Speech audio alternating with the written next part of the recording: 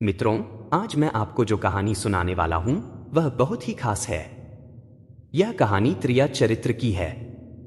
जो भी मनुष्य इस कहानी को पूरा सुनता है वह कभी भी अपने जीवन में धोखा नहीं खाता। इस कहानी को सुनकर आप अपने जीवन में कई बदलाव ला सकते हैं। बहुत समय पहले की बात है, एक राज्य में एक राजा रहा करता था। उसकी राज्य की चर्चाएं बहुत दूर दूर तक फैली हुई थी। उस राजा का एक पुत्र था जिसकी उम्र कुछ ज्यादा नहीं थी, लगभग 12 या 13 वर्ष होगी। वह राजकुमार बड़ा ही सुंदर था। जब राजा ने उसकी शादी की तो राजकुमार उस वक्त मात्र 14 वर्ष का था और राजा अब बूढ़ा हो चुका था। एक दिन राजा ने सोचा कि अपने राजकुमार को राजा बना देते हैं, क्योंकि उस राजकुमार ने कई शादियां की थीं और पहले के राजाओं में यही नियम था कि राजा जितनी चाहे उतनी शादी कर सकता था। वह राजा अपने पुत्र राजकुमार को राजा बना देता है। राजकुमार की 7 शादियां हो चुकी थीं।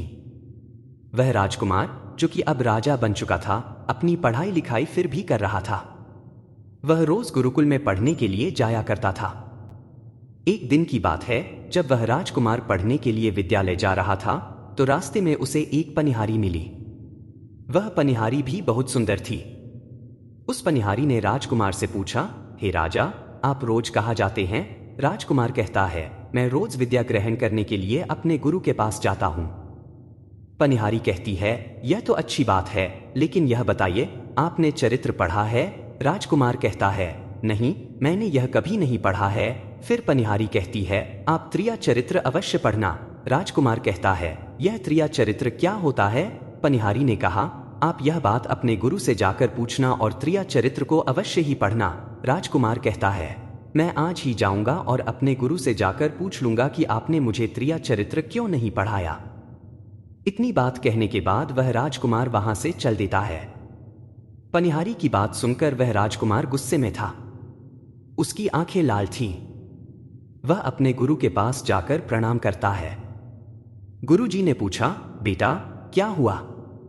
आज तुम क्रोध में दिखाई दे रहे हो और तुम्हारी आंखें लाल क्यों हैं? क्या बात है, मुझे बताओ। राजकुमार ने क्रोध में जवाब दिया, गुरुदेव, आपने मुझे त्रिया चरित्र क्यों नहीं पढ़ाया? यह बात आपने क्यों छुपाई? त्रिया चरित्र के बारे में मुझे क्यों नहीं बताया? गुरु कहते हैं, बेटा, तुम त्रिया चरित्र नहीं पढ़ पाओगे, क्योंकि त्रिया चरित्र पढ़ना खतरे से खाली नहीं होता है, और जब तुम त्रिया चरित्र पढ़ोगे तो उसमें तुम्हारी जान भी जा सकती है। राजकुमार कहता है, गुरुदेव, आप इसकी चिंता न करें, मैं खुद इस राज्य का राजा हूं। अपने शिष्य की ऐसी बात सुनकर गुरु कहते हैं, ठीक है, अब तुमने हट कर ही ली है, तो अब हम तुम्हें त्रिया चरित्र पढ़ाते हैं। त्रिया चरित्र पढ़ते पढ़ते राजकुमार को 1 साल हो गए। जब 1 वर्ष पूरा हो गया तो गुरु ने कहा, बेटा, अब तुम्हारी पढ़ाई पूरी हो चुकी है। अब तुम घर जा सकते हो और आज से अपने राज्य को चला सकते हो। अब तुम्हें यहां आने की कोई आवश्यकता नहीं है। राजकुमार कहता है, ठीक है गुरुदेव। राजकुमार जैसे ही जाने को होता है, गुरु उसे रोक लेते हैं और कहते हैं, बेटा, मैं तुम्हें एक ऐसा यंत्र देता हूं, जब तुम इसे अपने कानों में लगाओगे तो कोई भी तुम्हें पहचान नहीं पाएगा और तुम उसे पहचान लोगे। राजकुमार वह यंत्र अपने हाथों में ले लेता है। गुरु कहते हैं, तुम इस यंत्र को ले जाओ और रात के 12 बजे आज ही की रात में अपने महल से निकलकर जंगल की तरफ जाना और पूर्व दिशा की ओर जाना। जब तुम पूर्व दिशा की ओर जाओ तो यह यंत्र अपने कानों में लगा लेना और वहीं पर खड़ा हो जाना। राजकुमार कहता है, ठीक है, ऐसा ही करूंगा। फिर राजकुमार गुरुकुल से महल की ओर चल देता है। जब रात के 12 बज जाते हैं और उस राजकुमार की 7 पत्नियां सो जाती हैं, तब आधी रात के समय वह राजकुमार अपने हाथों में यंत्र लेकर महल से जंगल की तरफ चल देता है। राजा जंगल में पूर्व दिशा की ओर जाता है और वहां जाकर अपने कानों में यंत्र लगा लेता है और वहीं पर खड़ा हो जाता है। उसने देखा कि वही पनिहारी जो उसे रास्ते में मिली थी, एक थाली में खाना लेकर जंगल की ओर जा रही है। वहां थोड़ी ही दूरी पर एक संत अपनी कुटिया में रहते थे और वह पनिहारी इन संत के पास खाना लेकर जा रही थी। राजा ने देखा कि यह तो वही पनिहारी है जिसने मुझसे कहा था कि त्रिया चरित्र की पढ़ाई करो। लेकिन पनिहारी उस राजा को नहीं पहचान पाई, क्योंकि राजा के कानों में यंत्र लगा हुआ था। यंत्र की वजह से राजा किसी को भी पहचान सकता था। राजा ने अपने मन में सोचा कि चलो उसके पीछे चलते हैं और देखते हैं कि यह आधी रात को भोजन लेकर संत की कुटिया की तरफ क्यों जा रही है। वह राजा भी उसके पीछे पीछे छुपता हुआ चल दिया। अब वह पनिहारी उस कुटिया में उस बाबा के पास पहुंचती है। उस बाबा के पास जादू की पोटली थी और वह बाबा जादूगर था। राजा छुपकर देख रहा था कि वह पनिहारी और बाबा क्या करेंगे। बाबा ने पनिहारी से कहा, अरे पनिहारी, पहले तो मुझे यह बता कि आज आने में इतनी देर कैसे लग गई। हाथ जोड़कर पनिहारी कहने लगी, महात्मा जी, मेरा विवाह हो चुका है और मेरे पति मुझे ले जाने के लिए आए हैं। हमें लेकर कल चले जाएंगे, इसलिए उन्हें संभालने में थोड़ी देर लग गई और यहां आने में भी देर हो गई। जब साधु ने सुना कि पनिहारी का विवाह हो चुका है और उसका पति उसे लेने आया है, तो साधु कहता है, पनिहारी, इसका मतलब है कि तुम अपने पति के साथ जाना चाहती हो, तो हमारे पास क्यों आई हो? पनिहारी कहती है, मैं आपके बिना नहीं रह सकती हूं, मैं आपके बिना नहीं जी सकती हूं। साधु कहता है, पनिहारी, इसके लिए तुम्हें एक काम करना होगा। साधु एक बड़ा सा चाकू निकालता है और पनिहारी से कहता है, पनिहारी, जाओ और अपने पति की गर्दन काटकर यहां लेकर आओ। अपने उस पति को मार दो जो हमारे और तुम्हारे बीच में दरार बन रहा है। तब मैं तुम्हें रख लूंगा और तुमसे विवाह करूंगा, तुम्हें अपनी पत्नी बनाऊंगा। बिना कुछ सोचे समझे वह पनिहारी चाकू ले लेती है और दौड़ते हुए अपने घर जाती है। उसका पति सो रहा था। वहां जाकर वह अपने पति की गर्दन काट देती है और उसकी गर्दन लेकर साधु के पास आती है। राजा, जो उसके पीछे पीछे था, उसका सारा कारनामा देख रहा था। जब साधु ने देखा कि पनिहारी अपने पति को मारकर उसकी गर्दन यहां लेकर आई है, तो साधु को बहुत गुस्सा आया। उसने उसे लात मारी और कहा, भाग जाओ यहां से। जब तुम अपने पति की नहीं हो सकी, जिसके साथ तुमने 7 फेरे लिए, तो तुम मेरी क्या होगी? जल्दी भाग जाओ यहां से। अगर तुम मेरे पास दोबारा आई, तो मैं तुम्हें जीवित नहीं छोड़ूंगा। साधु की यह बात सुनकर उस पनिहारी को ऐसा लगा जैसे उसके पैरों तले जमीन खिसक गई हो। वह अपने पति की कटी हुई गर्दन लेकर घर जाती है और उसकी गर्दन जोड़ने का प्रयास करती है। वहां बैठकर रोने लगती है और चिल्लाने लगती है, देखो देखो, किसी ने मेरे पति की हत्या कर दी। लेकिन रात में उस पनिहारी का सारा कारनामा राजकुमार देख चुका था। सारे गांव वाले पनिहारी के घर पहुंच जाते हैं और उसके पति की लाश को लेकर गांव के बाहर दाह संस्कार के लिए जाते हैं। पनिहारी भी पीछे पीछे भागती हुई, रोती हुई चली जाती है। राजकुमार, जो अब राजा बन चुका था, भी वहां पहुंचता है। पनिहारी चिल्लाते हुए कहती है, मैं सती बनूंगी, क्योंकि जब मेरे पति ही नहीं रहे तो ऐसे जीवन का क्या फायदा? मैं इन्हीं के साथ सती हो जाऊंगी। राजा को उसकी बातें सुनकर हंसी आ जाती है और वह कहता है, त्रिया चरित्र जाने ना कोई और, कसम मेरी की हुए सती। राजकुमार की यह बात और कोई तो नहीं समझ पाता, लेकिन पनिहारी समझ जाती है। वह कहती है, राजा साहब, आप हमारे ऊपर यह बात कह रहे हैं, लेकिन चलिए कोई बात नहीं, मैं सती हो जाऊंगी। जाते जाते पनिहारी कहती है, मैं तुम्हें एक बात बताती हूं। राजकुमार कहता है, क्या बताओ? पनिहारी कहती है, राजा साहब, आप जब चटाई पर बैठें तो चटाई को झाड़ कर बैठना। राजा कहता है, यह पनिहारी क्या कह रही है? मैं तो राजा हूं, मुझे चटाई पर बैठने की क्या आवश्यकता है? पनिहारी कहती है, नहीं, जब भी तुम्हें कोई नौबत आए चटाई पर बैठने की, तो तुम चटाई को झाड़ कर बैठना। राजकुमार कहता है, ठीक है, अगर तुम कह रही हो तो मैं ऐसा ही करूंगा। और कहने के बाद वह अपने पति के साथ सती हो जाती है। राजकुमार उनका अंतिम संस्कार करवाकर अपने महल लौट आता है। मित्रों, इसी तरह पूरा दिन व्यतीत होता है। जब दूसरी रात आई, राजकुमार ने अपने गुरु के कहने के अनुसार वही यंत्र कान में लगाया और पूर्व दिशा की ओर उसी स्थान पर जाकर खड़ा हो गया जहां पिछली रात खड़ा हुआ था। दूसरी रात को राजकुमार ने देखा कि उसकी 7 पत्नियां भोजन की थाली अपने अपने हाथों में लेकर उसी साधु की कुटिया की ओर जा रही हैं। जैसे ही राजकुमार ने अपनी 7 पत्नियों को उस साधु की कुटिया की ओर जाते देखा, उसके पैरों तले जमीन खिसक गई। वह अपने मन में सोचने लगा, यह क्या चक्कर है? तभी उनमें से एक रानी ने राजकुमार को देख लिया, लेकिन उसे पहचान नहीं पाई क्योंकि राजकुमार के कानों में यंत्र लगा हुआ था। यंत्र की वजह से राजा को कोई पहचान नहीं पाता था। उनमें से एक रानी कहती है, यह लड़का इतनी रात को यहां क्यों खड़ा है? तब रानियों ने उसे अपनी तरफ बुलाया और कहा, कृपया आप हमारी सहायता करें, इस सामान को उस कुटिया तक ले चलो। मित्रों, बिना कुछ सोचे समझे राजकुमार ने वह थाली अपने हाथों में ले ली और अपनी रानियों के साथ कुटिया तक जाने लगा। जब 7 रानियां और राजकुमार उस साधु की कुटिया में पहुंचते हैं तो राजकुमार कुछ भी नहीं बोल रहा था, क्योंकि वह देखना चाहता था कि उनके प्यार में ऐसी क्या कमी है जो उनकी 7 रानियां इस साधु के पास आती हैं, और इस साधु के पास ऐसा क्या है जो उनकी 7 रानियां यहां आ रही हैं। मित्रों, राजकुमार छुपकर यह सब जानना चाहता था। जब 7 रानियां और राजकुमार साधु के पास पहुंचे तो साधु ने राजकुमार को देखकर पूछा, यह कौन है? 7 रानियां कहती हैं, महात्मा जी, यह बालक हमें रास्ते में मिला और इसने हमारी सहायता की, इसलिए हम इसे अपने साथ लेकर आ गए। रानी कहती है, एक काम करते हैं। 7 रानियां कहती हैं, महात्मा जी, यह बालक हमें रास्ते में मिला और इसने हमारी सहायता की, इसलिए हम इसे अपने साथ लेकर आ गए। रानी कहती है, एक काम करते हैं, इसे आज रात यहीं रहने देते हैं, कल सुबह होते ही यह चला जाएगा।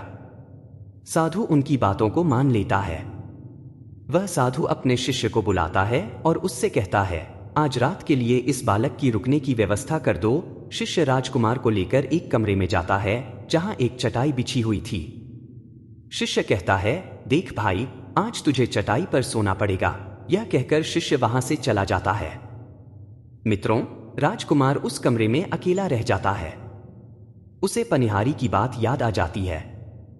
उसने कहा था, जब भी तुम्हें चटाई पर बैठने की नौबत आए तो चटाई को अवश्य झाड़ लेना। राजकुमार सोचता है, चलो चटाई को झाड़ ही लेते हैं, हो सकता है इसका कोई राज हो। जैसे ही राजकुमार ने चटाई उठाई, उसने देखा कि वहां एक बहुत बड़ा भयानक कुआं है। कुएं में बहुत सारे कैदी थे जिन्हें साधु ने कैद करके रखा था। उनमें से एक आदमी ने राजकुमार को पहचान लिया और धीरे से कहा, राजकुमार, आप यहां कैसे आ गए? राजकुमार कहता है, धीरे बोलो नहीं तो सब पोल खुल जाएगी। कैदियों ने कहा, राजा साहब, आप यहां से भाग जाए। हम तो यहां से निकल नहीं सकते, लेकिन आप यहां से भाग जाए, नहीं तो आपका भी यही हाल होगा जो हमारा हुआ है। आप भी यहां फंस जाएंगे। राजा ने उस कमरे में प्रवेश करते समय अपने कान से यंत्र निकाल लिया था। जब राजा भागने लगा तो यंत्र कान में लगाना भूल गया। साधु और रानियों ने राजा को भागते हुए देख लिया। रानियां कहने लगीं, यह तो हमारे पति हैं, अब तो हमारी पोल खुल जाएगी। साधु ने कहा, तुम यहां क्या देख रही हो? जल्दी जाओ और अपने पति को पकड़ कर लाओ। रानियां राजकुमार को पकड़ने के लिए दौड़ी, लेकिन राजकुमार अपने महल पहुंच गया। रानियों ने वापस साधु के पास आकर कहा, महाराज, अब तो हमारे पति हमें जीवित नहीं छोड़ेंगे, हमें बचा लीजिए। साधु ने उन्हें एक जादुई कील दी और कहा, जब तुम अपने पति को बहला फुसलाकर उसके माथे में यह जादुई कील घुसा दोगी तो वह ढेर हो जाएगा और तुम उसे मार देना। रानियां जादुई कील लेकर महल लौट आईं। वे विचार करती हैं कि राजा सबसे ज्यादा प्रेम सबसे छोटी रानी से करते हैं, तो उन्होंने छोटी रानी को कील दी और कहा, तुम्हारा काम है किसी भी तरह राजकुमार के सर में यह कील गाड़ देना। छोटी रानी ने कहा, ठीक है, वह कील ले लेती है। जब राजा ने रानियों को आते देखा तो क्रोध में कहा, पहले तुम यहीं रुको, पहले मुझे यह बताओ कि हमारे राज्य में और मुझ में ऐसी क्या कमी है कि तुम आधी रात को उस साधु के पास जाती हो। रानियां हाथ जोड़कर कहती हैं, महाराज, हमें माफ कर दीजिए। हमें लगता है कि उस साधु बाबा ने हम पर कोई जादू टोना कर दिया था, इसलिए हमसे यह गलती हो गई। आइंदा ऐसी गलती नहीं होगी। राजकुमार छोटी रानी से बहुत प्रेम करता था, इसलिए उसकी बात मान लेता है और कहता है, ठीक है, तुम अपने कमरे में चली जाओ। छोटी रानी राजा को खाना खिलाकर सुला देती है। जब राजा सो जाता है, रानियां भी वहां आ जाती हैं।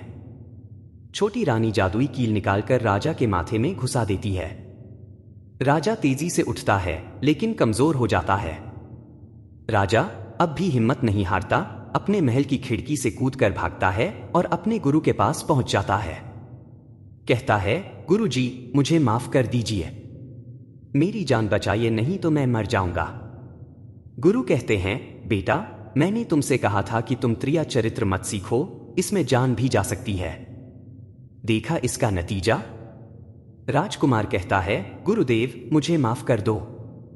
राजकुमार ने कहा, गुरुदेव मेरी जान बचाइए, नहीं तो मैं मारा जाऊंगा। मेरी पत्नी ने मेरे सिर में जादुई कील ठोकी है। गुरु ने ध्यान से देखा और कहा, यह वही कील है जो साधु ने दिया है। मैं तुम्हें अब नहीं बचा सकता। राजकुमार ने कहा, नहीं गुरुदेव, ऐसा मत कहिए। मैं आपका शिष्य हूं, आपका कर्तव्य है मेरी जान बचाना। गुरु ने कहा, बेटा मैं तुम्हें बचा तो नहीं सकता, लेकिन एक उपाय है। राजकुमार ने कहा, क्या उपाय है?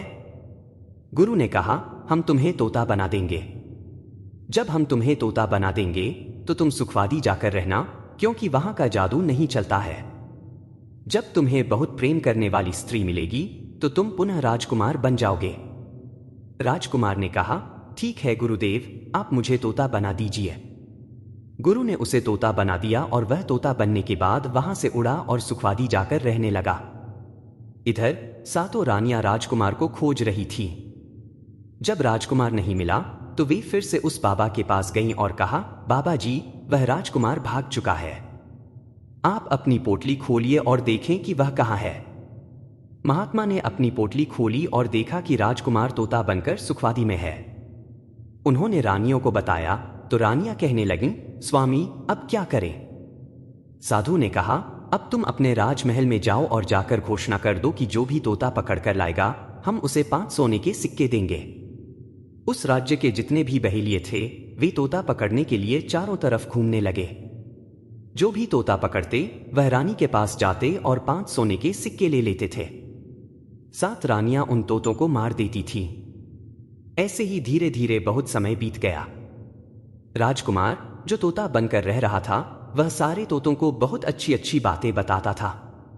उसे सभी तोते बहुत समझदार मानते थे और उसकी बातों से प्रभावित होकर उसे अपना राजा बना लेते हैं।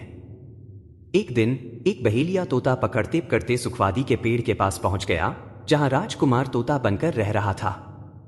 जब बहेलिये ने इतने सारे तोते देखे तो उसने सोचा कि अगर वह इतने सारे तोते पकड़कर रानी के पास ले जाएगा तो उसे बहुत सारे सोने के सिक्के मिल जाएंगे।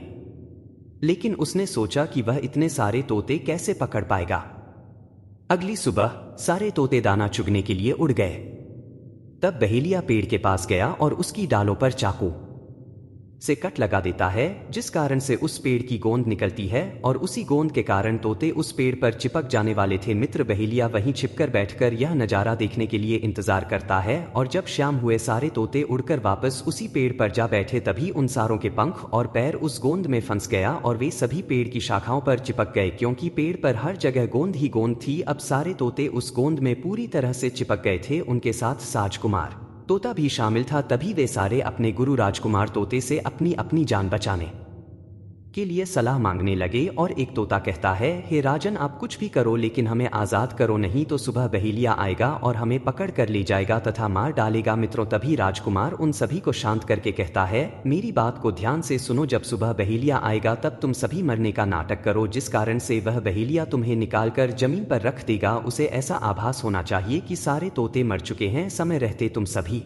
उड़कर अन्य सुरक्षित जगह पर जाना, बाकी मैं सब कुछ संभाल लूंगा। फिर वे सभी अपनी योजना के अनुसार पेड़ पर लटक गए, मानो जैसे सभी मर चुके हैं।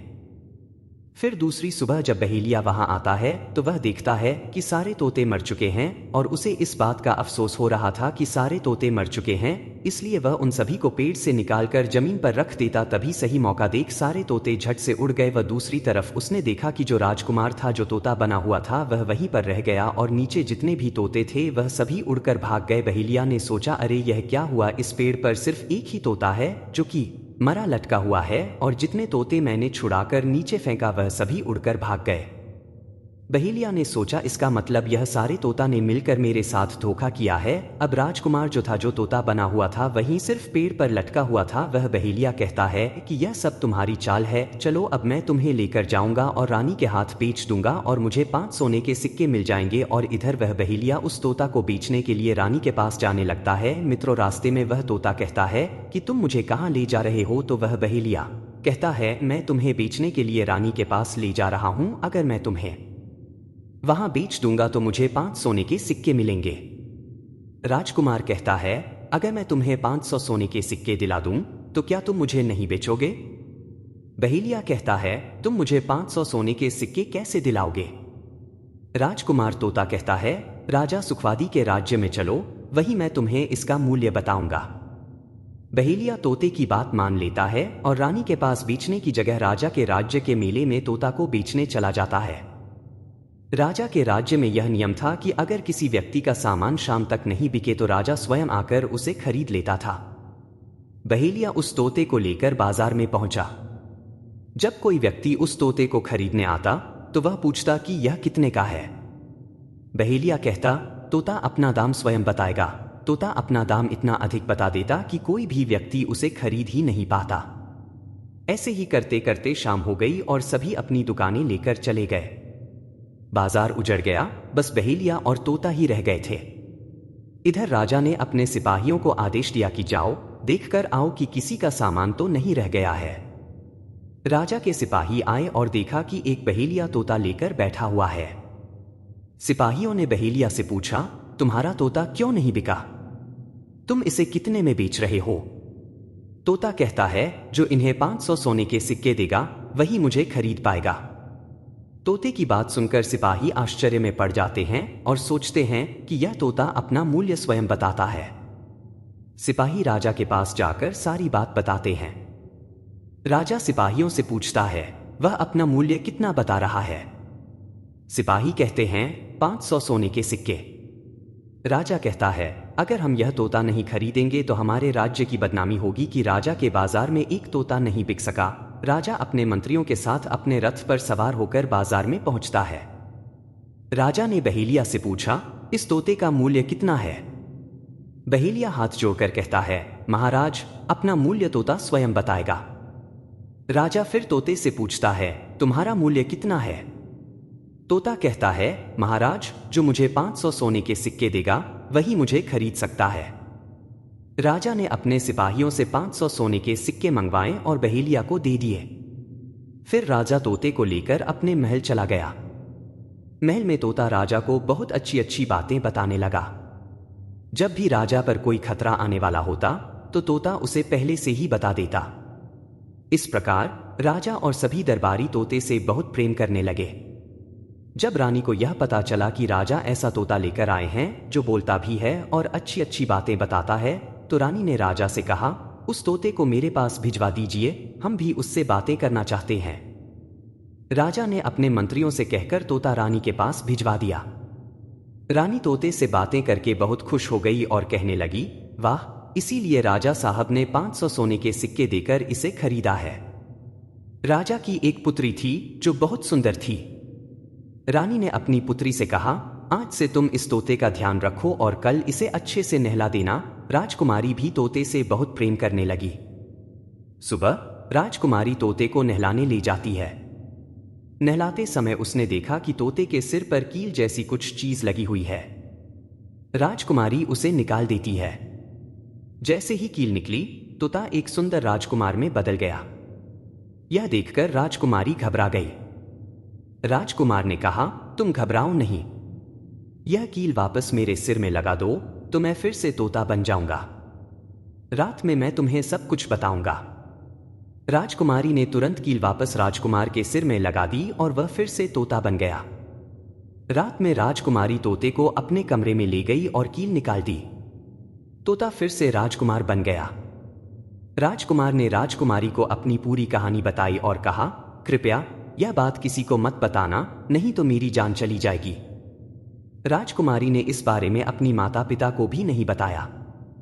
दिन भर वह तोता रहता था और रात को राजकुमारी उसे अपने कमरे में ले जाकर राजकुमार बना देती थी। समय के साथ राजकुमारी को राजकुमार से प्रेम हो गया। इधर राजकुमार की पत्नियां बहुत सारे तोते मरवा चुकी थीं, लेकिन उन्हें असली राजकुमार तोता नहीं मिला। वे फिर से उस साधु के पास गईं और कहा, महात्मा, हमारे पति अब तक नहीं मिले, हम क्या करें? साधु ने अपनी पोटली खोली और देखा कि राजकुमार तोता अभी भी राजा के महल में है। साधु ने कहा, तुम्हें नृत्य कला सीखनी होगी। हम सब मिलकर राजा के महल में नृत्य प्रदर्शन करेंगे। जब राजा हमसे प्रसन्न होकर कुछ मांगने को कहेगा तो हम उस तोते को ही मांग लेंगे और उसे मार देंगे। धीरे धीरे समय बीता और साधु ने तबला बजाना और रानियों ने नृत्य कला सीख ली। वे सब मिलकर राजा के महल में नृत्य प्रदर्शन करने के लिए तैयार हो गए। साधु का भेष बदल करके सातों रानियों को नृत्य कला वाली स्त्री बनाकर के राजा के दरबार में पहुंच गया। राजा उस साधु से पूछता है, आप लोग कौन हैं और यहाँ क्यों आए हैं? तब साधु कहता है, हम सब नृत्य कला वाले हैं और आपके महल में हम नृत्य कला दिखाना चाहते हैं। राजा को भी गाने और बजाने का बहुत शौक था, इसलिए वह मान जाता है। उधर साधु अपना गाना बजाना चालू करता है। जब उनकी गाने बजाने की आवाज तोते के कानों में पहुंची तो तोता समझ गया कि वह साधु हमारी सातों रानियों को लेकर भेष बदलकर यहाँ पर आ गया है। अब हमारी जान नहीं बचेगी। लेकिन जब राजकुमारी उस तोते को लेकर अपने कमरे में जाती है तो तोते के सर से कील निकालती है और वह तोता राजकुमार बन जाता है। वह राजकुमार सारी बातें राजकुमारी को बताता है और कहता है, जो यह गाने बजाने वाले आए हैं यह वही साधु है। यह गाना बजाने से राजा को खुश कर देगा और बदले में मुझे मांग लेगा और ले जाकर मुझे मार देगा। मित्रों, वह राजकुमार कहता है कि सुनो राजकुमारी, जब राजा आदेश दे कि तोता को लेकर आओ तो तुम मुझे मत देना। जब राजा खुद ही मुझे लेने आए तब भी तुम मुझे मत देना। कहना कि तोता को नहीं दूंगी। और जब राजा ना माने और तुमसे जिद करें और मुझे मांगे तब तुम गुस्से में आकर के पिंजरे को फेंक देना।